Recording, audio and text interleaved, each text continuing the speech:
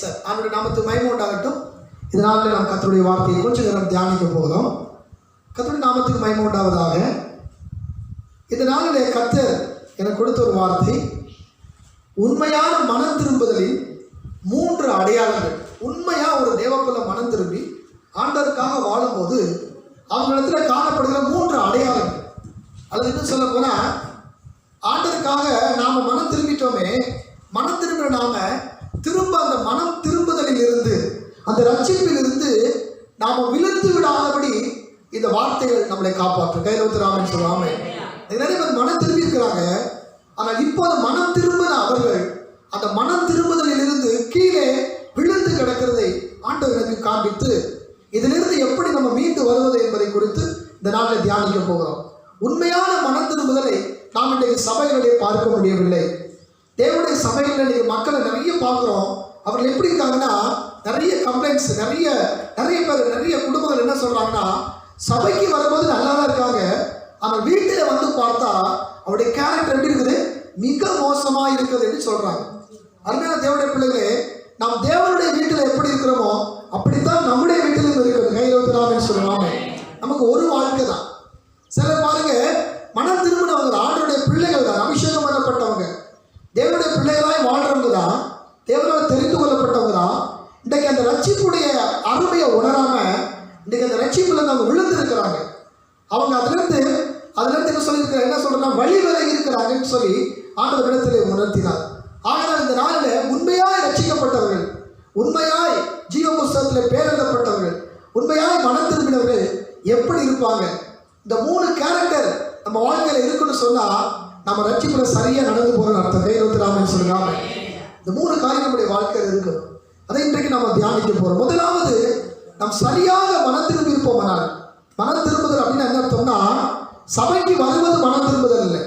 நான் ஒரு பாவி, நான் ஒரு பாவத்தை என்ன செய்திருக்கிறேன் என்று உணர வேண்டும். வேதம் அதான் சொல்கிறது, பிழைகளை உணர்கிறவன் யார்? பிழைகளை உணர்கிறவன் யார்? தப்பை ஒத்துக்கொள்கிறவன் தான் மனம் திரும்புகிறான். கையில் ஊத்துறாமன்னு சொல்லுவாங்க. நாம் யோவான் எழுதின 1 யோவான் எழுதின நிருபத்தில் வாசிக்கும் போது அன்றைய வார்த்தை இப்படியாய் சொல்கிறது. 1 யோவான் 1ஆம் அதிகாரத்திலே நாம் வாசிக்கும் போது, திருப்பிக் கொள்ளுங்க, 1 யோவான் 1ஆவது அதிகாரம்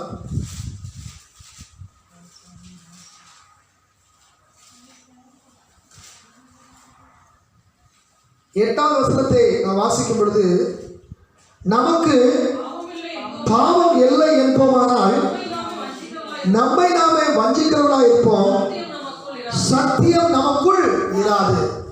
நாம் பாவம் இல்லைங்க அப்படின்னு சொல்லி நிறைய பேர் பாருங்க, அவங்களுடைய குற்றத்தை நீங்க சொன்னீங்கன்னா அவங்க ஒத்துக்க மாட்டாங்க. ஏன் தெரியுங்களா? இந்த உலகம் பாவத்தை உணராது இருக்கிறது. ஆனால் ஆண்டவர் உங்களுக்கும் எனக்கும் இந்த பாவ உணர்வை தந்தபடினால்தான் நாம் இன்னைக்கு ரட்சிக்கப்பட்டிருக்கிறோம். அல்லேலூயா. வேறும் சொல்லி, நமக்குள் பாவம் இல்லை என்போமானால் நாம் யாரா இருக்கிறோமா? நம்மை நாமே வஞ்சிக்கிறவர்களா இருக்கிறோம். நம்மிடத்துல பாவம் உண்டு, நம்மிடத்துல குறைவுகள் உண்டு, நம்மிடத்துல பலவீனங்கள் உண்டு. ஆகையால் தான் நாம் பாவத்திலிருந்து மனம் திரும்ப வேண்டும். வேதம் அதான் சொல்லுகிறது. எபிரேயர் வாசிக்கும் போது எபிரேயர் வாக்கியம் சொல்லுகிறார், 6ஆம் அதிகாரம் 23ஆவது வசனத்திலே, பாவத்தின் சம்பளம் மரணம். பாவத்தின் சம்பளம் மரணம். பாவம் செய்கிற எந்த ஆத்மாவும் சாகும் என்று எழுதப்பட்டிருக்கிறது. நாம் இன்னைக்கு பாவத்திலிருந்து மீட்கப்பட்டு விட்டோம். ஆனால் நல்ல கவனிங்க, மனம் திரும்பினவர்கள் திரும்பவும் பாவத்திற்குள்ளாக, மனம் திரும்பின ஜனங்கள் திரும்ப கேடான வாழ்க்கைக்குள்ளாக கடந்து போகிறதை ஆண்டவர் எவ்வளவேனும் விரும்புவதில்லை. ஆமென் சொல்லுங்க. ஆமென். அதான் தான் எபிரேயர் 10:38 வாசிக்கிறோம், ஒரு மனிதன் பின்வாங்கி போவானால் என் ஆத்மா அவன் மேல் பிரியமாயிராது என்று ஆண்டவர் சொல்லியிருக்கிறார்.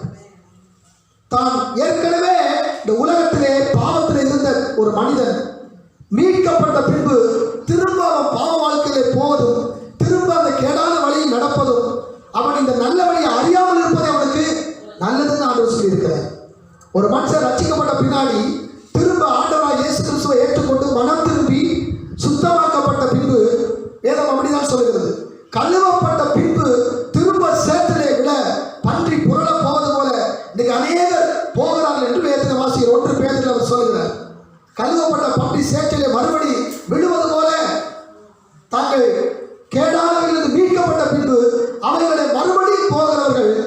அதிக ஆக்கினை அடைவார்கள் என்று எழுதப்பட்டிருக்கிறது. அல்லேலூயா. அதிக ஆக்கினை அடைவார்கள். அவருடைய நியாய தீர்ப்பு கொடுமையானதாக இருக்கும் என்று வேதம் சொல்லுகிறது. அதான் தான் ஆண்டவர் சொன்னார், அவன் இந்த சத்திய வழிகளை அறியாதிருந்தால் அவனுக்கு நலமாக இருந்திருக்குமே என்று சொல்லப்பட்டிருக்கு. அப்படி என்றால் மனம் திரும்பின நாம், ரட்சிக்கப்பட்ட நாம் ரட்சிப்பிலே நிலைத்து இருக்க வேண்டும். கையில் வந்து நாம் சொல்லாம காத்துக்கொள்ளணும். நம்ம திரும்ப போய் அவைகளில் விழும் பொழுது அது நமக்கு அதிக கேடை, அதிக அழிவை கொண்டு வரும். அதனால தான் வேதம் சொல்லுகிறது, ஒரு மனிதன் பின்வாங்கி போகும்போது அவன் முன்பிற நிலைமையை விட அவனுடைய பின்னிலைமை எப்படி ஆயிருமா? அதிக கேடுள்ளதாக இருக்கும் என்று ஒன்று பேதுரு நாம் வாசிக்கிறோம். அல்லேலூயா. அப்ப முன்னிலைமை காட்டிலும் பின்னிலைமை அவர்களுக்கு கேடா இருக்கும். அதனால தான் ரட்சிக்கப்பட்டவங்க எப்படி இருக்கணும்? எதை காத்துக்கொள்றோமோ இல்லையோ, நாம் மனம் திரும்பி ரட்சிக்கப்பட்ட அந்த ரட்சிப்பை காத்துக்கொள்ள வேண்டும். கைகளை வைத்து நாமே சொல்லுங்க. அப்பப்போ நம்மளை செக் பண்ணிக்கணும், நம்ம சரியான ரட்சிப்புல இருக்கிறோமா அப்படின்னு நம்மளை செக் பண்ணிக்கணும். இந்த சரியான ரட்சிப்பை நம்ம இழக்கும் பொழுது நம்முடைய வாழ்க்கை கொஞ்சம் கொஞ்சமாய் பின்மாற்றத்தை நோக்கி போய்விடுகிறது. ஆகவே பரிசுத்த ஆவியானவர் நம்ம இன்றைக்கு பரிசோதித்து நமக்கு காண்பிக்கும்படி அவர் விரும்புகிறார். கையில் வந்து நாமே சொல்லுவாமே. ஸோ உண்மையான மனம் திரும்புதல், உண்மையான ரட்சிப்பு, சரியான தேவனுடைய பாதையிலே பிரயாணித்துக் கொண்டிருக்கிற ஒரு ஆத்மா எப்படி இருக்கும் அப்படின்றதான் இன்றைக்கு நம்ம தியானத்துக்கு எடுத்துக்கொள்ள போகிறோம். கையில் வந்து நாமே சொல்லுவாமே. முதலாவது உண்மையான மனம் திரும்புதல் இருக்கிறவங்க, உண்மையான மனம் திரும்ப இருக்கிறவங்க எப்படி இருப்பாங்கன்னா, இந்த லூக்கா 19ஆம் அதிகாரத்தில் வாசித்தோம். இந்த லூக்கா 19 நம்ம யாரை குறித்து வாசிக்கிறோம்னா, சகையில் என்கிற ஒரு மனிதனை குறித்து வாசிக்கிறோம். இப்படி யாருன்னா ஊர்லயே பேர் போன பாவி. அதனால தான் எல்லாரும் சொல்றாங்க, இயேசுவை பார்த்து அவர் யார் இடத்துல போகிற? பாவியான மனுஷனிடத்திலே போகிறார். அப்போ பாவியான மனுஷன் என்று ஊருக்கே தெரிஞ்சிருக்கு. ஆனால் இந்த பாவியான மனுஷன் இப்போது மனம் திரும்புகிறார். கையில் வந்து ராமன் சொல்லுவாமே. ஆண்டவர் இந்த சகை வீட்டில் தான் இந்த வார்த்தையை சொல்றார். எனக்கு ரொம்ப பிடித்த ஒரு வார்த்தை. வாசிங்க அந்த வசனத்தை. லூக்கா 19ஆம் அதிகாரம் 9ஆம் வசனம். இயேசு அவனை நோக்கி, இன்றைக்கு இந்த வீட்டுக்கு ரட்சிப்பு வந்தது. கைதட்டி கர்த்தரை மையப்படுத்தும். ஹல்லேலூயா. ஆண்டவரே ஒரு மனுஷனை பார்த்து இந்த வீட்டுக்கு ரட்சிப்பு வந்தது என்று சொன்னார். ரட்சிப்பு இந்த வீட்டுக்கு என்ன செய்தது? இன்றைக்கு வந்தது. அப்படின்னா இந்த சகையும் மாய்மாலமாய் அவன் தேவனிடத்தில் நடிக்கிறவனாய் காணப்படவில்லை. அவன் உண்மையாக மனம் திரும்பினான். கைவிட்டுறான்னு சொல்லாம உண்மையாக மனம் திரும்பினான். உண்மையான மனம் திரும்புதல் எப்படி இருக்கும் அப்படின்னு கேட்டீங்கன்னா, அப்படிப்பட்டவங்க எப்படி இருப்பாங்கன்னா, இங்க பார்க்கிறோம், அவன் செய்த பாவத்தை, உண்மையான மனம் திரும்புதல் எப்படி இருப்பாங்கன்னா, தான் செய்த பாவத்தை பெருசா நினைப்பாங்க. ஒரு சொல்லுங்க, பாவத்தை எப்படி பார்ப்பாங்க?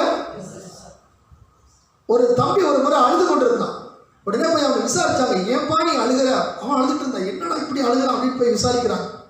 ஒரு சாட்சி நான் கேட்டேன். அந்த சின்ன பையன், ஒரு 10 வயசு பையன், அவனை போய் விசாரிக்கும் போது அவன் சொன்னா, எங்க அம்மா கிட்ட நான் பொய் சொல்லிட்டேன் பாஸ்டர். எங்க அம்மாட்ட என்ன பண்ணிட்டேன்?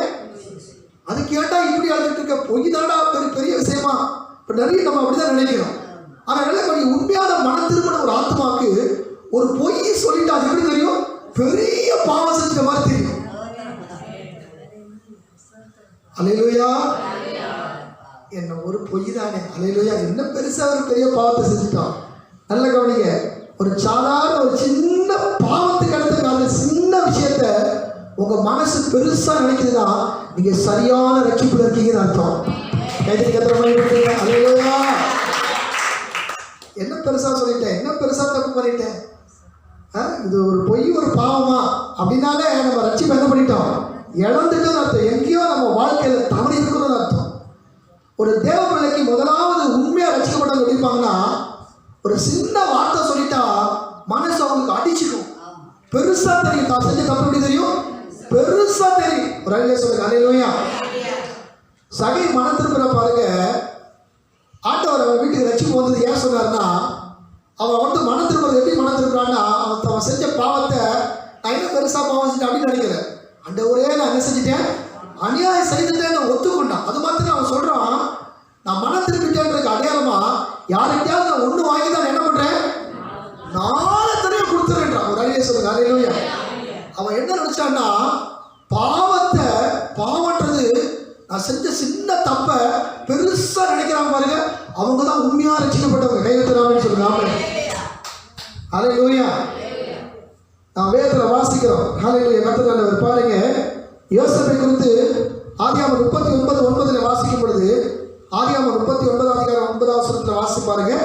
இப்படி பரிசுத்தவான்கள், அதாவது லட்சியத்துல சரியா இருந்தவங்க, தேவனோட நல்ல உறவுல இருந்தவங்களாம் ஒரு சின்ன தவறு செஞ்சா உடனே அதை என்ன பண்ணுவாங்க? பெருசா நினைச்சு அழுது பரப்புறாங்க. அதுக்காக இரவு பகலா உட்காந்து அழுகுறாங்க, மன்றாடுறாங்க, தேவன்கிட்ட கண்ணீர் வடிக்கிறாங்க. ஸோ நான் பார்க்குறேன், ஒரு சின்ன தவறுக்கு இவ்வளவு மனசு அடிக்குதுன்னு சொன்னா அந்த ரட்சிப்பு நம்முடைய வாழ்க்கையில சரியா இருக்குதுன்னு அர்த்தம். வாசிக்கிற வசனத்தை, இந்த வீட்டிலே என்னிலும் பெரியவன் இல்லை,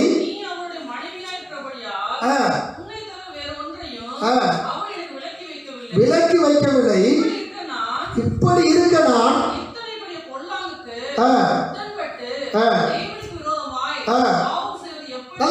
பரிசுத்தவான்கள் பாவாட்டு வர்றப்ப அவங்க பயன்படுத்துற வார்த்தையை பாருங்க, இத்தனை பெரிய பொல்லாங்கு. ஒரு அலையில சொல்லுங்க. ஹல்லேலூயா.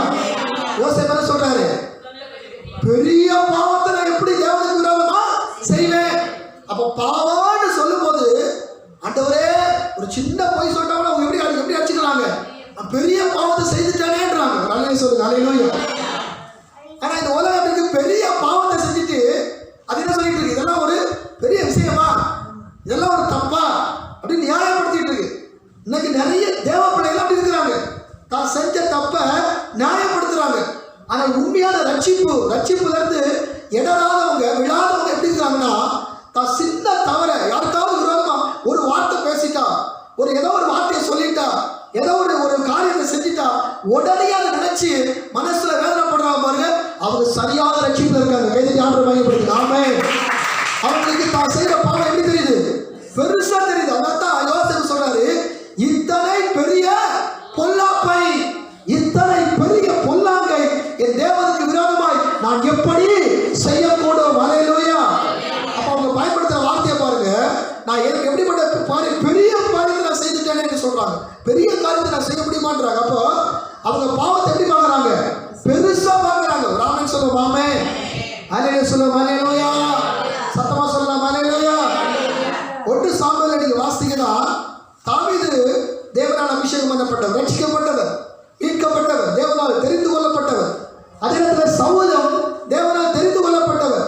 ஆனால் நல்ல கவனிப்போம், 1 சாமுவேலை பார்க்கும்போது வசனத்தை வாசிக்க பார்ப்போம்.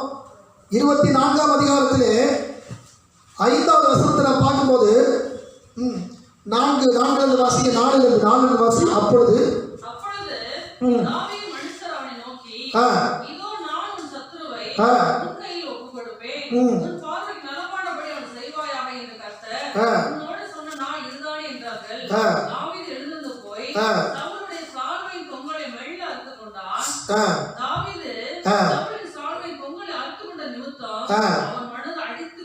ஹல்லேலூயா. நல்ல கவனிங்க, சவுலுடைய ஜீவன் இப்போ தாவீது கையில ஒப்பு கொடுக்கப்படுது. தாவீதை கொல்லும்படி பட்டயத்தோடு எப்போதும் அழைத்து கொண்டிருக்கிற சவுல், நல்ல கவனிங்க, அழைத்து கொண்டிருக்கிற சவுல் இப்போது தாவீதுடைய கையில சிக்குகிறார். தாவீதை கொல்லணும்னு எந்த நேரமும் பட்டயத்தோடு இருக்கிறார். தாவீதை ஒரு முறை ஈட்டியை விட்டு எரிகிறார், அந்த பட்டயத்தை விட்டு எரிகிறார். அப்போ தாவீது அதை தப்பித்து விடுகிறார். அப்போ பட்டயத்தை விட்டு எரிஞ்சா கூட யாருக்கு உணர்வு அல்ல, சவுலுக்கு உணர்வு அல்ல. ஆனா தாவீது இப்போ விரட்டுற கொல்ல நினைக்கிற சவுல் கையில சிக்கிறாரு, பக்கத்துல கையில இருக்கிறார். அப்ப கூட இருக்கவங்க சொல்றாங்க, என்ன சொல்றாங்க? கர்த்தர் அவனுக்கு என்ன பண்ணிட்டாரு? அவனை ஒப்பு கொடுத்துட்டாரு. இதுவரை ஒன்ன கொல்ல நினைச்சா இன்னைக்கு அவனை பழி வாங்குறதுக்கு சரியான வாய்ப்பு அவனுக்கு கிடைச்சிருக்கு. அவன் என்ன பண்ணிடு? கொன்று தூண்டுறாங்க, அவனை ஏவுறாங்க. ஆனா பாருங்க, இந்த தாவீது என்ன செய்கிறார்? சவுலை கொல்ல முடியும், கொல்ல வாய்ப்பு உண்டா இருக்குது. அதனால தாவீது என்ன பண்றாரா? அந்த சவுலை அவருடைய வஸ்திரத்தின் ஓரத்தை போய் என்ன பண்ணாரா? அந்த சால்வை தொங்கலத்தை அறுத்தாரா. தொங்கல் அறுக்கிறப்ப வசனம் சொல்லுது, அவர் இருதயம் அடித்து கொண்டது. அலையிலே சொல்லுவோம். ஹல்லேலூயா. அவருக்கு விரோதமா ஒன்றும் செய்யல, விரோதமா ஒரு பாவமும் செய்யல, பெருசா ஒன்றும் செய்யல. எதனா துணியா இருக்கிறப்ப சவுலுக்கு வலிச்சிருக்குமா? இல்ல. அந்த துணியின் ஓரத்தை நறுக்கிறப்பவே அவர் அபிஷேகம் பண்ணப்பட்ட மனுஷன், ஒரு தேவ மனுஷன், அந்த மனுஷனுக்கு எதிராக இவர் ஒரு சுண்ட அந்த ஓரத்தில் இருக்கிற அந்த சால்வையோட ஓரத்தை நறுக்கிறப்ப மனசு என்ன பண்ணிச்சான்? அடி. இப்போ உண்மையா அந்த தேவனுக்கு நடக்கிறவங்க சின்ன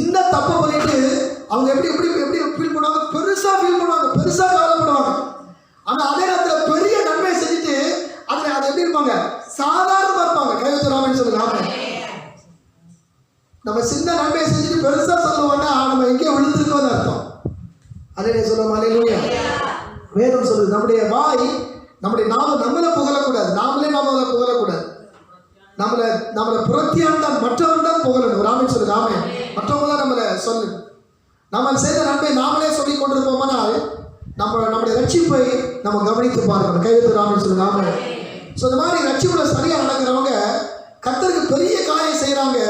அவங்கள்ட்ட போய் இவ்வளோ பெரிய காரியம் நீங்கள் தான் செஞ்சீங்கன்னு கேட்டால் அவங்க பதில் என்ன சொல்லுவாங்க தெரியுங்களா? நான் ஒன்றுமே இல்லைன்னு சொல்லுவாங்க. ஆமென் சொல்லுங்க. சொல்ல முடியுதா நம்மளால? அல்லேலூயா. ஆண்டருக்காக ஏதாவது செஞ்சுட்டு நன்மையை செஞ்சப்ப நான் தான் செஞ்சேன்னு சொல்லி காட்டல நமக்கு சில பேருக்கு என்ன பண்ண மாட்டேது, தூக்கம் வர மாட்டேது. அல்லேலூயா.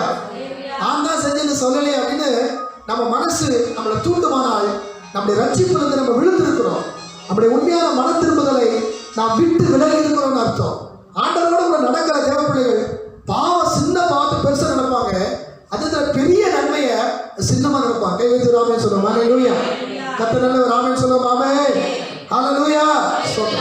அடுத்து நான் வாசிக்கிறேன். 2வது அப்போஸ்தலர் 8ஆம் அதிகாரம் 1வது வசனத்தில் நான் வாசிக்கிறேன். 1-4 2 வசனங்கள் வாசிக்கலாம். ஆண்டவருக்குள்ள உண்மையா நம்ம இருக்கும்போது உண்மையான ஆத்மாவில் இப்படிதான் கண்டுபிடிக்க முடியும். அவங்க இப்படிதான் இருப்பாங்க. அவங்க சின்ன பாவம் செஞ்சுட்டு அவங்க என்ன செய்வாங்க, புலம்புவாங்க. பெரிய நன்மை செஞ்சுட்டு அமைதியா இருப்பாங்க. இதை வச்சே கண்டுபிடிச்சு அவங்க சரியா தேவர்கள் என்ன பண்றாங்க, நடந்து போறாங்க. கைவிட்டு ராமன் சொல்ல. அல்லேலூயா. 2வது தேவனுக்குள்ள சரியா நடக்கிறவங்க எப்படி இருப்பாங்கன்னா, அப்போஸ்தலர் 8ஆம் அதிகாரம் 1ஆம் வசனம் படிங்க. சம்மதித்திருந்தான். காலத்திலே சபைக்கு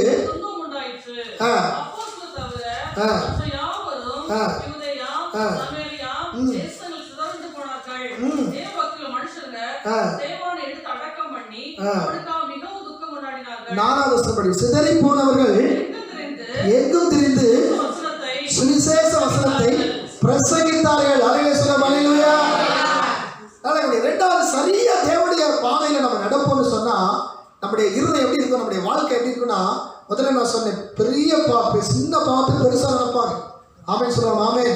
ஆனா பெரிய நன்மை செஞ்சுட்டு சாதாரணமா சின்னதை நினைப்பாங்க, ஒரு பெரிய விஷயம் நினைக்க மாட்டாங்க. அடுத்தது நீங்க பாத்தீங்கன்னா இந்த ஆண்டுகளை சரியா நடக்கிறவங்க எப்படி இருப்பாங்கன்னா, 8வது அதிகாரம் 1ஆம் வசனம் சொல்லுது, இந்த ஜனங்களை சபையை துன்பப்படுத்தி அவங்க என்ன பண்ணலாம், தேசங்களை சிதறப்பட்டு போனார்களாம். அவங்களை விரட்டி அடிக்கிறாங்க. ஆங்காங்க சபைகள் இந்த மக்கள் செதறி போயிட்டாங்க.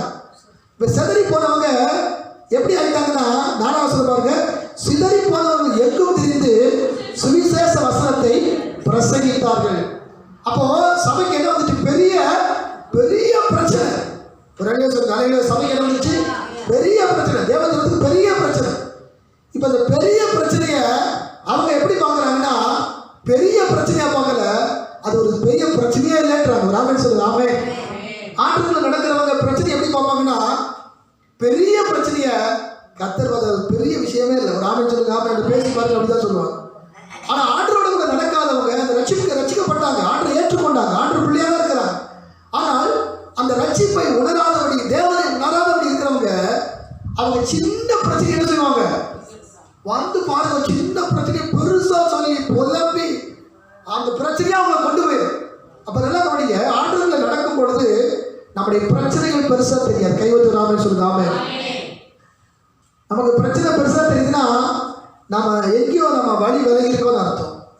நம்முடைய வாழ்க்கையில் எங்கேயோ நம்ம சரிஞ்சிருக்கோன்னு அர்த்தம், எங்கேயோ சரிக்கிருக்கோன்னு அர்த்தம்.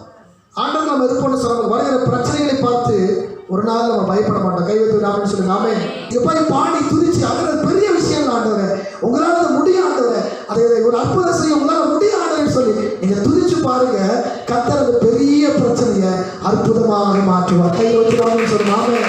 ஹல்லேலூயா. ஹல்லேலூயா. அப்போ ஒரு ஆண்டவர் நடக்கிற தேவ பிள்ளையுடைய இயல்பு எப்படி இருக்கு, குணாதிசயம் எப்படி இருக்குன்னா, அவங்க பிரச்சனையை பெருசா பார்க்க மாட்டாங்க. பிரச்சனை எப்படி பார்க்கறாங்க, சாதாரணம். கர்த்தர் பார்த்துக்குவாரு. நம்மளே தைரியப்படுத்திடுவாங்க. ராமன் சொல்லுங்க. ஆமென். நம்ம அவங்கள தைரியப்படுத்தலாம் கூட அவங்க என்ன பண்ணுவாங்க, நம்மளே தைரியப்படு ஒன்றும் இல்லை, கர்த்தர் பார்த்துக்குவார் அப்படின்னு சொல்லி நம்மளை தைரியப்படுத்துறது பார்க்க முடியும். அவர்கள் தான் சரியான பாதையிலே தேவனோடு நடக்கிற ஆத்துமாக்கள். ஆமென் சொல்லுங்க. ஆமென். அப்படிப்பட்ட ஆத்துமாக்களாய் நாம் மாற வேண்டும். எத்தனை பேர் ஆமென் சொல்றீங்க? ஹல்லேலூயா. ஆனா சிலர் இருக்கிறாங்க, அவங்க சின்ன பிரச்சனை என்ன பார்ப்பாங்க, பெருசா பார்ப்பாங்க. வாசிக்கலாம். என்னாமத்தின் புஸ்தகம் 13 அதிகாரம் 30 வசனம் முடிக்க வருகிற கர்த்தர் வாசிக்கலாம் சீக்கிரமா. என்னாமத்தின் புஸ்தகம் 13 அதிகாரம் 30 வசனத்தை பாருங்க. அங்கே அப்பொழுது காலே மோசேக்கு முன்பாக ஜனங்களை அமர்த்தி நாம் உடனே போய் அதை சுதந்தரித்துக் கொள்வோம். எத்தனை வாசிக்கிறீங்க? 13:30.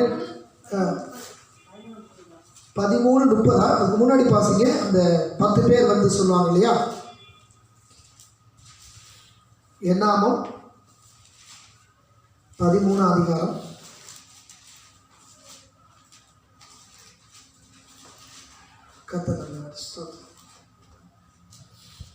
32 வசனம் வாசிக்கலாம். நாங்கள் போய் சுற்றி பார்த்து ஆமா வாசிங்க. நாங்கள் போய் சுற்றி பார்த்து வந்த அந்த தேசம் குடிகளை பட்சிக்கிற தேசம். நாங்கள் அதிலே கண்ட ஜனங்கள் எல்லாரும் மிகவும் பெரிய ஆட்கள். அல்லேலூயா. நல்ல கவனிங்க. மோசே 12 பேர் அனுப்புறாரு. அதுல 12 பேர்ல 10 பேர் அந்த தேசத்தை பார்த்துட்டு வந்து அவங்க என்ன சொல்றாங்க அப்படின்னா 31 வாசிக்கிறோம். அவரோடு கூட போய் வந்த மனிதரோ நாம் போய் அந்த ஜனங்களை எதிர்க்க நம்மால் கூடாது, அவர்கள் நம்மை பார்க்கிலும் பலவான்கள். அவங்க எப்படி பார்க்கறாங்க? பெரிய நம்மளால ஒண்ணுமே செய்ய முடியாது, பிரச்சனை பெருசா இருக்கு, அவர்கள் நம்மை காட்டிலும் பலவான்கள். எத்தனை பேர் சொல்றாங்க? 10 பேர் சொல்றாங்க. கீழே சொல்றாங்க, நாங்கள் போய் சுற்றி பார்த்து வந்த அந்த தேசம் தன் குடிகளை பட்சிக்கிற நாங்கள் அதிலே கண்ட ஜனங்கள் எல்லாரும் மிகவும் பெரிய ஆட்கள். அலையிலே சொல்லுவோம். அலையிலேயா. அப்ப இந்த 10 பேரும் ஆண்டவரோட சரியா நடக்காதனால பிரச்சனை எப்படி சொல்றாங்க? பெரிய ஆளுங்க இருக்கிறாங்க. ஆனா அதே தேசத்துல 2 பேர் 12 பேர் 2 பேர் போயிட்டு சொல்றாங்க, அவர்கள் நம்முடைய தேவனுக்கு முன்பாக ஒன்றுமே இல்லை. ஆமென் சொல்லுங்க. ஆமென். அவர்களை எளிதாக மேற்கொள்ளலாம். 33 வாசிங்க. அப்பொழுது காலே மோசேக்கு முன்பாக ஜனங்களை அமர்த்தி நாம் உடனே போய் சுதந்தரித்துக் கொள்வோம். நாம் எளிதாய் ஜெயித்துக் கொள்ளலாம். ஆமென் சொல்லுங்க. ஆமென். 2 பேருடைய பார்வை எப்படி இருக்குன்னா, ஒரே தேசம் தான், இங்க அங்க இருந்த ராட்சர்கள் தான், மோசமான தேசம் தான், உண்மைதான். ஆனா இவங்களுடைய பார்வை எப்படி இருக்குன்னா, அந்த 2 பேருடைய பார்வை கர்த்தர் நம்மளோட இருக்கிறாரு, இந்த பெரிய பட்டணத்தை நம்ம சுதந்தரிக்க முடியும். ஆமென். இந்த 10 பேர் எப்படி இருக்கிறாங்கன்னா, இந்த ராட்சதரை மட்டும் தான் பார்க்கறாங்க. தேவன் நம்மளை ரட்சித்திருக்கிறாரு, தேவன் நம்மளோட இருக்கிறாரு, நம்ம தேவாதி தேவனுடைய பிள்ளைகள் அல்லவா, அவருடைய ஜனம் அல்லவா, அந்த உணர்வே இல்லாதபடி அவர்கள் எப்படி பார்க்கறாங்க? வெறுமனே அந்த தேசத்தை பார்க்கறாங்க. அப்பதான் அவங்க வந்து சொல்றாங்க, அவர்கள் பெரியவர்களாய், மிகவும் பெரியவர்களாய். எப்படி வார்த்தை போடுறாங்க பாருங்க. பெரிய பிரச்சனை இல்லை, மிகவும் பெரிய பிரச்சனை. அப்போ தேவனோடு சரியான ரட்சிப்புல, சரியான வழியில தேவனோடு நடக்காதவங்க எப்படி இருப்பாங்கன்னா, அவர்கள் பிரச்சனையை பெருசாவே பேசி கொண்டிருப்பாங்க. அல்லேலூயா. சத்தமாமேன்னு சொல்லலாம். ஆமென். ஆனா நம்மளோடு கூட இருக்கிற கர்த்தரை நம்ம உணர்வுன்னு சொன்னா, உணர்வங்க எப்படி இருப்பாங்கன்னா, அவர்களை இலகுவாக மேற்கொள்ளலாம். கையில் வச்சு ஆமென் சொல்லலாம். ஆமென். எத்தனை பேர் ஆமென் சொல்றீங்க? அல்லேலூயா. அப்ப நம்முடைய பார்வை எங்க மாறுதுன்னா ஒரே கண்ணுதான், ஒரே பார்வை தான். ஆனா பார்வை ஏன் மாறுச்சுன்னா, அவர்கள் தேவனோடு நடந்து அவருடைய வழிகளை அறிந்திருந்தார்கள். கையில் வச்சு ஆமென் சொல்லலாம். ஆமென். நம்மளோட இருக்கிற கர்த்தர் பெரியவர். எத்தனை பேர் ஆமென் சொல்றீங்க? நாம் பெரியவர்கள் அல்ல, நம்மோடு கூட இருக்கிற தேவன். அதான் வசனம் சொல்லுது, உலகத்தில் இருக்கிறவரை பார்க்கிறோம் உங்களுக்குள்ள இருக்கிறவர் எப்படிப்பட்டவரா? பெரியவர். ஆமென் சொல்லுங்க. ஆமென். நாம் ரட்சிக்கப்பட்டிருக்கிறோம். நாம் ரட்சிப்பு விளையாடப்பட்டது. இந்த ரட்சிப்பு நிமித்தம் தேவன் நம்மளோடு இருந்து நமக்கு துணை செய்தவராக இருக்கிறார். நம்மளை மீட்டு விட்டார். நமக்கு அவர்தான் பாதுகாப்பு. உபாகமத்தின் புத்தகம் 33:29 இப்படியாக சொல்கிறது. வாசிங்க பாப்போம். 33:29. உபாகமத்தின் புத்தகம் 33:29 வாசிங்க பார்க்கலாம். ஹல்லேலூயா. கர்த்தர் இஸ்ரவேலே பாக்கியவான், கர்த்தரால் ரட்சிக்கப்பட்ட ஜனமே, உனக்கு ஒப்பானவன் யார்? உனக்கு சகாயம் செய்யும் கேடகமும் மகிமை பொருந்திய பட்டயமும் அவரே. ஒரு சத்துருக்கள் உனக்கு இச்சகம் பேசி அடங்குவார்கள், அவர்கள் மேடுகளை மிதிப்பார் என்று சொன்னார். கையை தண்ணி கர்த்தரை பயன்படுத்துங்க. இதுதாங்க ஒரு ரட்சிக்கப்பட்ட தேவப்பிள்ளையுடைய வாழ்க்கை. ஒரு ரட்சிக்கப்பட்ட தேவப்பிள்ளையுடைய எதிர்காலம் என்ன அப்படின்னா, நம்முடைய சத்துருக்கள் இச்சகம் பேசுவார்கள், விரோதமாக பேசுவார்கள், ஆனால் அவர்கள் பேசி அடங்குவார்கள் என்று வசனம் சொல்லி கைவிட்டுறாமல் சொல்லுவாங்க. பயப்படாதீங்க. இந்த பிரச்சனையை கண்டு பயப்படாதீங்க.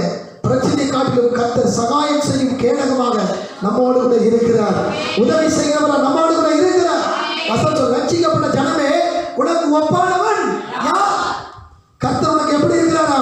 சகாயம் செய்யும் கேடகமாக, உனக்கு மகிமை பொருந்தின பட்டயமும் அவரே. ஒரு சத்துருக்கள் உனக்கு இச்சகம் பேசி அடங்குவார்கள்.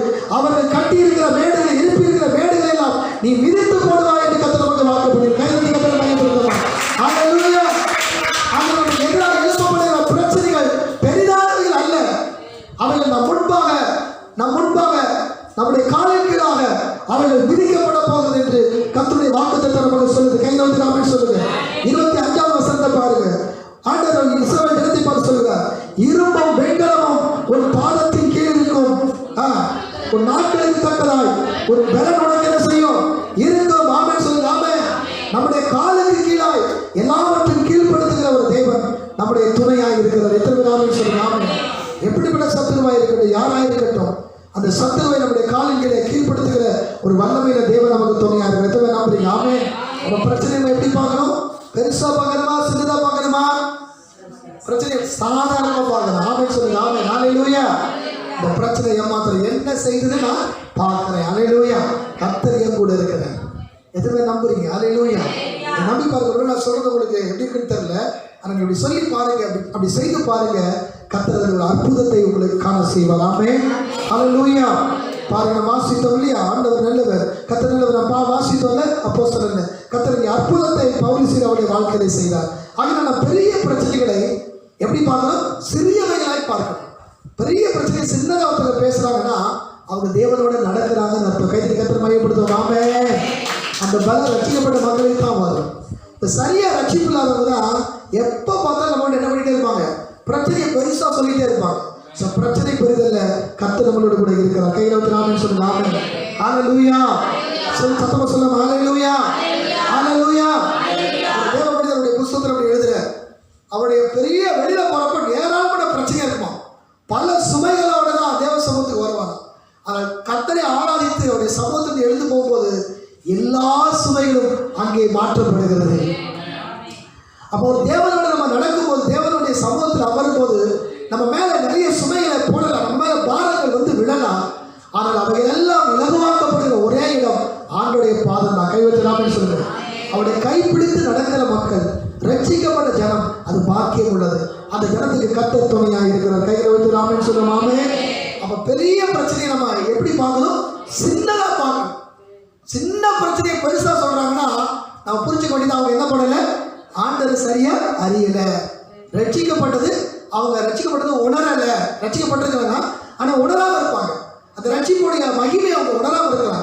ஸோ அதனால அவங்க என்ன பண்றாங்க? சின்ன பிரச்சனையை பெருசா பேசுவாங்க. ஆமென் சொல்லுங்க. ஹல்லேலூயா. மூன்றாவது ஒரு சொல்லி நான் முடிக்கிறேன். கர்த்தர் நல்லவர். மத்தேயு 18ஆம் அதிகாரம் 3வது வசனம் வாசிக்கலாம்.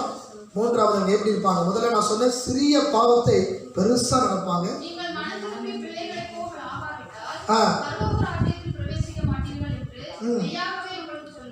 ஆமென். கர்த்தர் நல்லவர். ஆமென் சொல்லுங்க. ஹல்லேலூயா. சத்தமா சொல்லுங்க. ஹல்லேலூயா. பாருங்க வசனம் சொல்லுங்க. மத்தேயு 18:3 நீங்கள் சிறு பிள்ளைகளை போல மாறாவிட்டால் பரவராட்சி நீங்க பிரவேசிக்க முடியும். அப்போ ரட்சிக்கப்பட்ட ஜனங்கள் மூன்றாவது எப்படி இருப்பாங்கன்னா பெரிய ஆளா இருப்பாங்க. ஆனா எப்படி இருப்பாங்க? இடத்துல சிறியவர்களாய் மாறி இருப்பாங்க. கைதுன்னு சொல்லுவாங்க. சில பேர் இருப்பாங்க சின்ன ஆளா இருப்பாங்க, அதை பார்க்கல எப்படி இருப்பாங்க? அல்லது பெரிய மனுஷன் பெரியவங்க வந்தா கூட எதிர்க்க மாட்டாங்க, பெரிய ஆளா உட்காந்துருப்பாங்க. ஒரு ஆமென் சொல்லுவாமே. ஸோ ஒண்ணுமே இருக்காது, ஆனா அவங்க பெரிய ஆளா காண்பிச்சுக்குவாங்க. ஆனா ரட்சிக்கப்பட்ட ஜனம் எப்படி இருப்பாங்கன்னா பெரிய ஆளா இருப்பாங்க, ஆனா சின்ன உள்ள போது தன்னை காண்பிச்சுக்குவாங்க. கைது ஆமென் சொல்லுவாங்க. ஹல்லேலூயா. சத்தமா சொல்லுங்க. ஹல்லேலூயா. கர்த்தர் நல்லவர். அது ஒரு முறை ஒரு பாஸ்டருக்கு சொன்னாங்க. அதாவது ஒரு சகோதரர் வீட்டுக்கு போகும்போது ஒரு சகோதரர் வந்து அவங்க வண்டியில் 2 வீலர் காரில் கூட்டிகிட்டு போகிறதுக்கு பிக்கப் பண்ணுறதுக்காக வந்திருந்தாங்க. அப்படி பிக்கப் பண்ணுறதுக்கு வந்திருக்கிறப்ப அந்த காரில் அவங்க ட்ரைவ் பண்ணி அங்கே நேராக போகிறப்ப அந்த வீட்டுக்கு போனாங்க. வீட்டுக்கு போன உடனே அந்த வீட்டுக்கு போய் இறங்கிட்டு வீட்டில் போய் சாப்பிடலான்னு போனோம். அந்த வீட்டுக்குள்ளே பிரவேசிக்க பயங்கரமாக இருக்குது. அந்த வீடு பயங்கர அரண்மனை போல இருக்குது. அந்த வீட்டை பார்த்துட்டு இவர் என்னடா இவ்வளோ பெரிய வீடாக இருக்குன்னு சொல்லிட்டு உள்ளே போய் அங்கே அந்த ஊழியக்காரங்க உட்காந்து சாப்பிட போல இவரை பார்த்து கேட்டிருக்காங்க. யார் இந்த காரில் கூட்டிகிட்டு இருந்தார்ல அவரை பார்த்துட்டு இந்த வீட்டுடைய அந்த தலைவர், குடும்ப தலைவர் எங்கே அப்படின்னு. இவர் என்ன நினச்சிருக்காரு? இவர் டிரைவர் நினச்சிருக்காரு. அல்லேலூயா. சரி சரின்னு அவன் வேற யாரும் நான் தான் பாஸ்டர் அந்த அப்படின்னா அவர் ஆமேன்னு சொல்லுங்க. அவர் போட்டு டீ ஷர்ட்டு அவர் இந்த இதெல்லாம் பார்க்கும்போது இந்த வீட்டுக்கு இவர் தான் சொந்தக்காரன்னு என்ன செய்யலையா தெரியும். அங்கே போனால் அந்த வீட்டில் பெரிய டைமில் எவ்வளோ வகையான சாப்பாடு கொடுத்தாங்கன்னா, ஆனால் சாப்பாடுக்கு அந்த வீட்டில் வேலைக்காரங்க இருக்காங்க. அவங்க சொல்கிறாங்க அந்த ஊழியக்காரர் பரிமாறுறப்ப வேலைக்காரங்களை யாருமே அலர்ட் பண்ணலையா, அவங்களே பரிமாறுறாங்களா. ஒரு ஆமேன்னு சொல்லுங்க. ஆமே. அவங்களுக்கு சாப்பாடு போடுறதுக்கு ஆள் இருக்காங்க. ஆனால் இவங்க நடந்துக்கிற முறையை பாருங்க. அப்போ ஆண்டவரோடு நடக்கிறவங்க எப்படி இருக்கிறாங்கன்னா, வேதம் சொல்லுகிறது அவர்கள் பெரியவர்களாக இருந்தும் சிறுபிள்ளைய போல மாறிடுவாங்க. கைத்தட்டி ஆமேன்னு சொல்லுங்க. ஆமே. ஹல்லேலூயா. ஹல்லேலூயா சொல்லுங்க. ஹல்லேலூயா. தேவரோடு நடக்கிறவங்க எப்படி இருக்கிறாங்க, குழந்தைய போல இருப்பாங்க. யாரும் கூட பழகலாம். ஆமேன்னு சொல்லுவாங்க. ஆமே. வெளி தோரணையை வச்சு நம்ம சொல்ல முடியாது. ரட்சிக்கப்பட்டிருப்பாங்கன்னா அவங்க தோரணையை பார்த்து சொல்ல முடியாது. அவங்களுடைய குணம் எப்படி இருக்குன்னா குழந்தைமா இருக்கும். யாரும் கூட பழகலாம். கைவித்துறாமன்னு சொல்லுவோம். ஆமே. வேதம் அப்படிதான் சொல்லுங்க. ஆண்டவர் சீசனை பார்த்து என்ன சொல்லுகிறார், எல்லாரையும் பார்த்து என்ன சொல்லுகிறார், நீங்கள் மனம் திரும்பின பின்பு. அந்த வசனம் அப்படி வருது, வாசிக்கலாம். நீங்கள் மனம் திரும்பி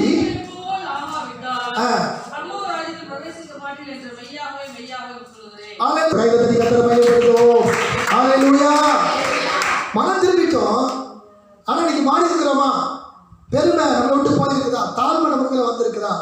பொறுமை இருக்குதா? சிறுபிள்ளை போல கபடி இல்லாமல், சூதுவாதம் இல்லாமல், வஞ்சனை இல்லாமல் நம்ம இருக்கிறோமா அப்படின்னு ஆராய்ந்து பார்த்தா நிறைய பேர் எப்படி இருக்காங்கன்னா, மன திரும்பினது உண்மைதான், ரட்சிக்கப்பட்டது உண்மைதான், அந்த ரட்சிப்புள்ளத்தை இப்போது சரிந்திருக்கிறாங்க, விழுத்திருக்கிறாங்க. அவங்க பெருமையினாலும் கவலையினாலும் உலகத்தினுடைய ஆசையினாலும் இச்சைகளாலும் பாவங்களாலும் பிடிக்கப்பட்டிருக்கிறாங்க. அப்போ அதனால ஆண்டு சொன்னாரு, நீங்க மனம் திரும்பி சின்ன பிள்ளைய போல மாறலைன்னா நீங்க தேவனுடைய வீட்டை பார்ப்பீங்க, அவர் ராஜ்யம் வரத பார்ப்பீங்க, கண்களால பார்ப்பீங்க. அதனால வேலை சொல்றது, மோசே தேவனுடைய வார்த்தைக்கு கடைசி வரைக்கும் கீழ்ப்படிந்திருந்தார். கடைசியில அவர் ஒரு வார்த்தையை மீறிட்டார். அந்த கண்மலையை 2 முறை அவர் அடித்ததுனால ஆண்டு சொன்னாரு, இந்த கானானி பாப்ப ஆனா உள்ள என்ன செய்ய மாட்டேன், பிரவேசிக்க மாட்டேன்னு சொன்னார். அப்ப தேவனுடைய ராஜ்யம் வருவதை நம்ம காண்போம், தேவனுடைய வருகையை நம்ம காண்போம். ஆனா அவரோடு கூட அவருடைய வீட்டில் பிரவேசிக்கணும்னா நம் சிறுபிள்ளையை போல மாற வேண்டும். கை வைத்து ராமன் சொல்லாமே. அப்போ மனம் திரும்பி சரியான தேவனோடு நடக்கிற பிள்ளை எப்படி இருக்காங்கன்னா, அவர்கள் பெரியவர்களாக இருந்தும் எப்படி இருப்பாங்க, சிறியவர்களை போல, சிறிய குழந்தைகளை போல இருப்பாங்க. கை வைத்து ராமன் சொல்லாமே. அதான் ஆண்டவர் சொன்னார், ஆண்டவர் இந்த பூமியில வந்தப்போ அவர் வானாதி வானங்களை தேவாதி தேவன் உண்டாக்கின தேவன். ராமன் சொல்லுங்க. ஆமே. அவர் எல்லாவற்றையும் சிருஷ்டித்த கர்த்தர். இந்த பூமியில வந்தப்ப அவர் பாருங்க எந்த அளவுக்கு இறங்கிட்டாரு அப்படின்னா, எந்த அளவுக்கு தாழ்மை ஆகிட்டாருன்னா, சீசனில் ஒரு வீட்டை ஆயத்தம் பண்ண சொல்லி அவங்களுடைய கால்கள்லாம் கழுவுன்னு சொல்லி என்ன பண்ணிட்டாரு, ஒரு வீட்டை பந்தி விருந்து ஆயத்தம் பண்ணிட்டாரு. ஆயத்தம் பண்ணிட்டு இப்போ அந்த வீட்டில் என்ன செய்யறாரு, ஒரு டவல் எடுத்துட்டு அவங்களுடைய காலில் என்ன பண்றாரு, கழுவுறாரு. ரலிய சொல்ல மலையிலோயா, யாருடைய காலை கழுவுறாரு, சீசனுடைய காலை. இந்த சீசன் எல்லாம் சொல்றாங்க, என்ன சொல்றாங்க, ஆண்டவரே எங்களுடைய காலை கழுவுறதுக்கு எந்த தகுதியுமே எங்களுக்கு இல்லை. அப்பதான் என்ன அர்த்தம், நல்லா கவனிங்க.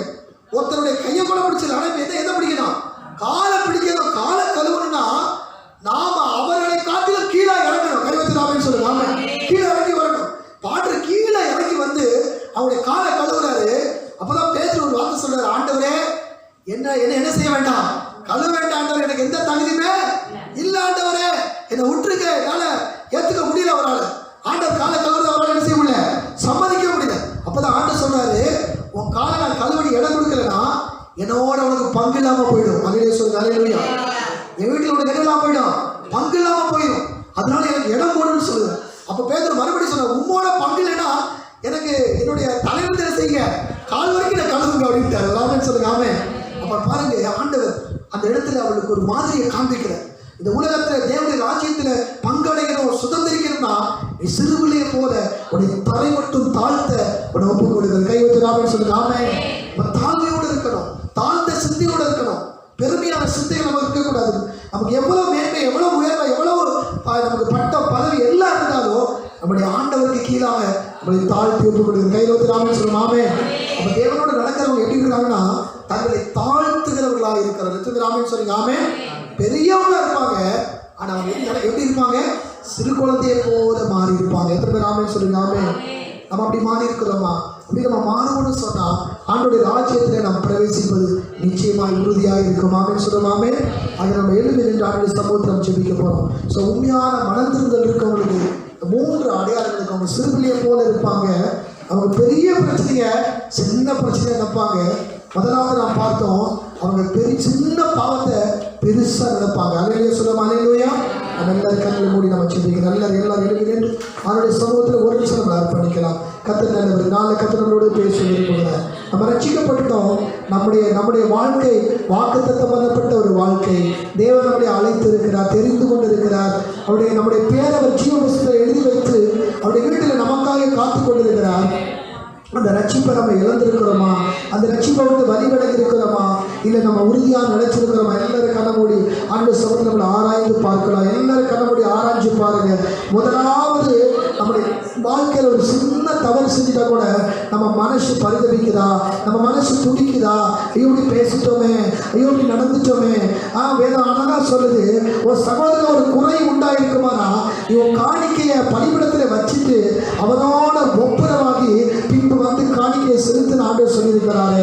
இன்னைக்கு நம்ம மேலே யார் மேலேயாவது ஒரு வருத்தம், ஒரு வேதனை, ஒரு கஷ்டம் இருக்குன்னு சொன்னா அதோடையே நம்ம தொடர்ந்து போவோம்னு சொன்னா நிச்சயமா நம்ம ஒரு நாள் விழுந்து போயிடுவோம். ஆண்டவர்கிட்ட கேளுங்க, மன்னிப்பு கேளுங்க. ஆண்டவரே, இந்த நாளில் நான் மனம் திரும்ப ஒப்புக் கொடுக்கிறப்பா. ஆண்டவர் நம்மளை ரட்சித்து இருக்கிறார். ஆண்டவருடைய வசனத்தை வாசிப்போம். வேதம் நமக்கு வாக்கு கொடுக்கிறது, ஓ இஸ்ரவேலே நீ பாக்கியவான், ரட்சிக்கப்பட்ட ஜனமே உனக்கு உப்பானவன் யாரு? உனக்கு மகிமை பருகிற கேடயமோ, ஓ ஸ்தோத்திரம், உனக்கு சகாயம் செய்யும் கேடயமோ மகிமை பருகிற பட்டயமுமா கர்த்தர் இருக்கிறார். ஓ இந்த பிரச்சனை என்ன செய்ய போகிறது? இந்த உலகம் நம்ம என்ன செய்ய போகிறது? கண்களை மூடி ஒப்புக் கொடுங்க. ஒருவேளை நம்முடைய வாழ்க்கையில பாவத்துக்கு நம்ம இடம் கொடுத்து, ஒருவேளை அசுத்தத்துக்கு இடம் கொடுத்து நம்முடைய வாழ்க்கையை கெடுத்துக் கொண்டிருப்போம்னு சொன்னா ஆண்டவர் வரும்போது நம்ம கைவிடப்படுவோம். அதனால இன்னைக்கு பரிசுத்தத்துக்கு நம்ம ஒப்புக் கொடுப்போம். யோசிப்பு சொல்லுகிற வார்த்தையை பாருங்க. இவ்வளவு பெரிய பொல்லாப்பை என் தேவனுக்கு விரோதமா நான் எப்படி செய்வேன்? இவ்வளவு பெரிய பொல்லாப்பு, ஒரு சின்ன பாவத்தை பரிசுத்தவான்கள் பெருசா நினைச்சு மனம் திரும்பி இருக்கிறாங்க. நீங்க போய் சொல்றது ஒரு பாவம் இல்லை நினைப்போம்னு சொன்னா நம்ம வஞ்சிக்கப்பட்டிருக்கிறோம். ஒரு காலத்துல ஒரு சின்ன பொய் சொல்லிட்டா நம்ம மனசு அடிச்சுக்கணும். ஆனா இன்னைக்கு அடிச்சுக்கலன்னா எங்கேயோ நம்ம விழுந்திருக்கிறோம். யாரோ நம்மளை தூண்டி இருக்கிறாங்க, யாரோ நம்மளை கெடுத்து இருக்கிறாங்க. பிசாசு யார் மூலமா நம்மளை வஞ்சித்து இருக்கிறான். இன்னைக்கு ஆண்டவர் சமூகத்தில் மனம் திரும்புவோமா? ஆண்டவரே, ஒரு நேரத்தில் ஒரு சின்ன பொய் சொல்லிட்டா உட்காந்து அழுது, ஆண்டவரே நான் பொய் சொல்லிட்டேன் ஆண்டவரே, நான் தப்பு பண்ணிட்டேன் ஆண்டவரே, அவங்க இப்படி சொல்லி பேசிட்டேன் ஆண்டவரே, உடனே போய் மன்னிப்பு கேட்டு சரி செஞ்சு நம்ம ஆண்டவரோடு இருக்க பழகின அந்த நாட்கள் எங்கே? அந்த நேரம் எங்கே? அந்த காலம் இப்போது எங்கேன்னு ஆண்டவர் கேட்கிறார். ஆண்டவர் இன்னைக்கு அந்த நம்முடைய வாழ்க்கையில ஆண்டவர் அநேக நாட்கள் ஆயிடுச்சு அப்படிப்பட்ட காரியங்களை பார்த்து இன்னைக்கு மனம் திரும்புவோமா? ஆண்டவரே நான் அப்படி பேசிட்டோம் ஆண்டவரே, இப்படி பேசியிருக்க கூடாது, இப்படி சொல்லியிருக்க கூடாதுன்னு சொல்லி நம்ம மனம் திரும்புவோம்னு சொன்னா ஆண்டவருடைய சமூகத்துல நிச்சயமாய் நம்ம ஆசீர்வதிக்கப்படுவோம். கர்த்தர் நமக்கு துணையாக இருப்பார். இரண்டாவதாக நம்ம பார்த்தோம், தேவனோடு நடக்கிறவங்க பெரிய பிரச்சனையை சாதாரணமா பார்ப்பாங்க. ஒரு சின்ன பிரச்சனையை பெருசா நம்ம பேசுவோம்னா ஆண்டவர் நம்ம சரியா அறியலன்னு அர்த்தம், ஆண்டவருடைய சமூகத்தை நம்ம உணரலன்னு அர்த்தம். அப்ப நம்ம எங்கேயோ சரி செய்ய வேண்டிய காரியம் இருக்கிறது. ஆண்டவர்கிட்ட ஒப்புக் கொடுங்க. ஆண்டவரே, இந்த நாளில் ஆண்டவரை பெரிய பிரச்சனையை ஆண்டவரை நான் சாதாரணமா பார்க்கல, எனக்கு தைரியத்தை கொடுங்க, எனக்கு விசுவாசத்தை கொடுங்க, உங்க மேல எனக்கு நம்பிக்கையை கொடுங்க. கேட்கலாமா? ஆண்டு சமூகத்தில் கேட்கலாமா? அந்த தாய் மகனுடைய அந்த விபத்துல அவ ஸ்தோத்திர உலகமே சொல்லிக்கிறான் படைக்க மாட்டான்னு, ஆனா கர்த்தரை நம்பி இருக்கிற அந்த தாய் சொன்னது எப்படில வருவா? அதுதான் நம்பிக்கை. வாயில திறந்து ஜெபம் பண்ணி ஆண்டவர் நம்ம நம்புற பிள்ளைகள், கர்த்தரை நம்பிக்கை வைத்திருக்கிற மனுஷன் பாக்கியவான் என்று வசனம் சொல்லுகிறது. சொல்லுங்க, ஆண்டவர் இந்த பிரச்சனை மாறும், இந்த பிரச்சனை மாறும்னு சொல்லுங்க. இது சாதாரண பிரச்சனை, நீங்க பார்த்துக்குவீங்க ஆண்டவரை, நீங்க கூட இருக்கிறனால அந்த பிரச்சனை பெருசு இல்லை ஆண்டவரேன்னு சொல்லுங்க. இன்னைக்கு அந்த பிரச்சனையை பெருசா பார்க்காதீங்க, இன்னைக்கு அதை சாதாரணமா பாருங்க. கர்த்தர் உங்க முன்னாடி உங்க காலின் கீழே அதை மாற்றி போடுவார், உங்க காலின் கீழாக்கி போடுவார். இந்த நாளில் கர்த்தர்களோடு கூட பேசுகிறார். அருமையான மகன், இந்த பிரச்சனை பெருசு நினைத்துக் கொண்டிருக்கிறார், ஆனால் நான் உன்னோடு கூட இருக்கிறேன் அந்த பிரச்சனை பெருசல்லன்னு கர்த்தர் சொல்லுகிறார். கர்த்தரோடு நடக்கிறவங்களுக்கு காரியம் நிச்சயம் வாய்க்கும். ஹல்லேலூயா. கர்த்தரை நான் வாசிக்கிறோம். அப்போஸ்தலர் 14 வாசித்தோம். அல்லேலூயா. பவுலும் சீலாவும் சிறைச்சாலையில் துதித்த பொழுது கர்த்தர் இந்த பிரச்சனையை அற்புதமாக மாற்றினார், அதிசயமாக மாற்றினார், அநேகருக்கு ஆசீர்வாதமாய் மாற்றினார். அதனால சொல்லுகிறார், இந்த பிரச்சனை உனக்கு ஒரு ஆசீர்வாதமா மாறப்போகுது, உனக்கு ஒரு ஆசீர்வாதமா மாறப்போகுது, உனக்கு ஒரு புது வழி அதில் திறக்க போகிறது, ஒரு புதிய அற்புதம் அந்த பிரச்சனை நடுவில் நடக்க போகிறது. ஆனால் அந்த பிரச்சனையை பெருசு கலங்க வேண்டாம். கர்த்தரை துதிக்க ஒப்புக்கொண்டு போவா. நீங்க ஒப்புக்கொண்டு பாருங்க, கர்த்தர் இந்த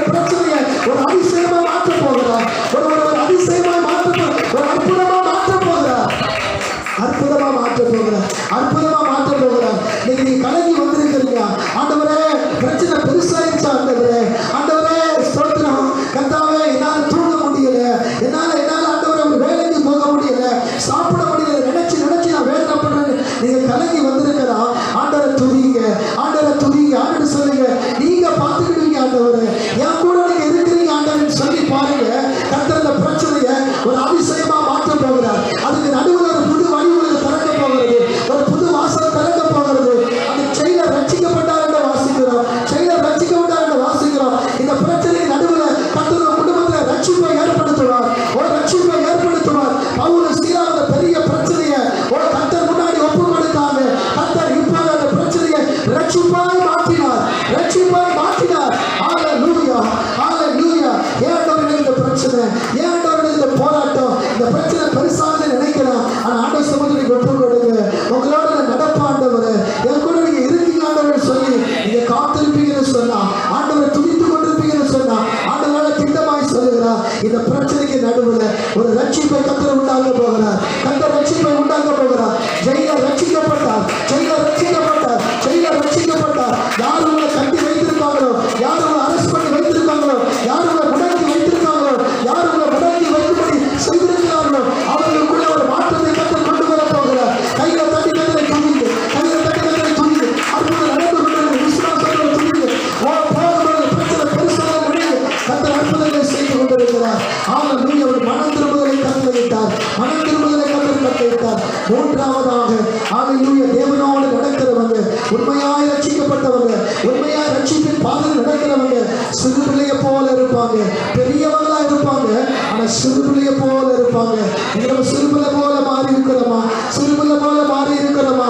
ஆண்டவர் நாங்க சொல்லுகிறார், நீ அநேக நன்மைகளை இழந்து போனது காரணம் உடைய குணாதிசயம் மாறணும், உடைய குணம் மாறணும். நீ சிறு பிள்ளைய போல ஓ தேவனுக்கு முன்பதாக உடைய ஒப்பு கொடுப்பாயானா கர்த்தர் உனக்கு நன்மையான ஈவுகளை தருவார். நீ பார்த்து கொண்டிருக்கிறது மாத்திரமல்ல, நீ பார்த்து கொண்டிருக்கிற நன்மைகளை உனக்கு சுதந்திரமாய் தருவார். ஆண்டவர் சொல்லுகிறார், நீ தேவனுடைய ராஜ்யத்துக்குள்ள பிரவேசிப்பாய், தேவனுடைய நன்மைக்குள்ள நீங்க பிரவேசிக்கிறத பார்ப்பீங்க. ஆண்டவர் செய்ய போகிறார். தகப்பனே உமக்கு ஸ்தோத்திரம் அப்பா, தகப்பனே உமக்கு ஸ்தோத்திரம் அப்பா. திட்டமாய் கர்த்தர் சிலருக்கு பேசுறதை நான் பார்க்கிறேன், கர்த்தர் சிலருக்கு பேசுறதை பார்க்கிறேன். நிறைய பேர் பிரச்சனையோட வந்திருக்கிறீங்க, நிறைய பேர் கலக்கத்தோட வந்திருக்கிறீங்க. ஓ உங்களை சிதறடித்து உங்களை ஒரு இடத்துல இல்லாதபடி உங்களை துரத்தி இருக்கலாம். ஹல்லேலூயா. ஓ ஸ்தோத்திர வேலை ஸ்தலத்திலே உங்களுக்கு நெருக்கடி இருக்கலாம். ஆனால் கர்த்தர் நாங்கள் சொல்லுகிறார், அதை பெருசா நினைக்காத, பெருசா நினைக்காத. தேவ சமூகத்தில் ஒப்பு கொடுத்து நீங்க காத்திருக்கும் பொழுது கர்த்தர் ஒரு அற்புதத்தை செய்ய போகிறார், கர்த்தர் ஒரு அற்புதத்தை செய்ய போகிறார், கர்த்தர் ஒரு அற்புதத்தை செய்ய போகிறார். தகப்பனே உமக்கு நன்றி சொல்லுகிறோம் ஐயா. இதோடு நீ பேசின வார்த்தைகளுக்கு ஸ்தோத்திரம். தொடர்ந்து ஒவ்வொருவரையும் பலப்படுத்துங்க. இயேசுவின் நாமத்தில் ஜெபிக்கிற நல்ல பிதாவே, ஆமென். கையில தட்டி ஆண்டவருக்கு நன்றி சொல்லுவோம். ஹல்லேலூயா, ஹல்லேலூயா, ஹல்லேலூயா. எங்கள் ஆத்மாவே கர்த்தரை ஸ்தோத்திரி, எங்களுடைய பரிசுநாமத்தை ஸ்தோத்திரி. எங்கள் ஆத்மாவே கர்த்தரை ஸ்தோத்திரி. கர்த்தர் செய்த சகல உபகாரங்களை ஒரு நாள் ஒருபோதும் மறவாதே. ஆமென். கர்த்தர் தாமே எங்களை ஆசீர்வதிப்பார். ஒருவரை ஒருவர் பார்த்து நம்ம உற்சாகப்படுத்தி வாழ்த்தி ஆசீர்வதிப்பார். God bless you. Praise the Lord. Praise the Lord. God bless you.